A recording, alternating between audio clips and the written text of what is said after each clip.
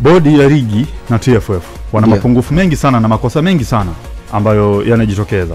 Na hili haliwezi kuwa suluhisho la kile ambacho watu wengi walikuwa wanatamani kitokee.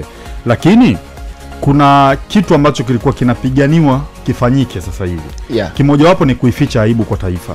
Kivipi tunaificha aibu kwa taifa? Tukumbuke sisi opening ceremony ya CHAN itafanyika hapa nchini kwetu Tanzania. Na sisi ni moja kati ya wale nchi ambazo zimeteuliwa kuhost CHAN. CHAN inaanza mwezi wa 8. Sisi ligi hatujatamatisha mpaka leo hii mwezi wa 6. Timu yetu ya taifa haijaingia kambini. Baadhi ya mataifa ambayo yanashiriki CHAN yataanza kufika nchini siku si nyingi kwa sababu ni mwezi wa 6 ujue. Je, kama mchezo tungeendelea kutengeneza sintofahamu ukafika mpaka kwenye mwezi wa 7. Haya mashindano tungeacheza vipi? Kwa hiyo kuna muda yalifanyika maamuzi si kwa na kwamba bodi ya ligi na TFF wapo sahihi, hapana. Lakini funika kombe mwanaharamu apite.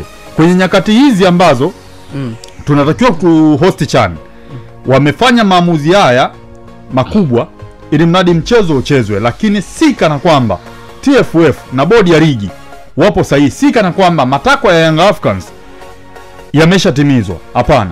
Na je, kwa sasa hivi tukirudi kwenye muktadha tu mwepesi, wakijiuzuru hao watu wa TFF wote na bodi ya ligi, michezo bado haijatamatika.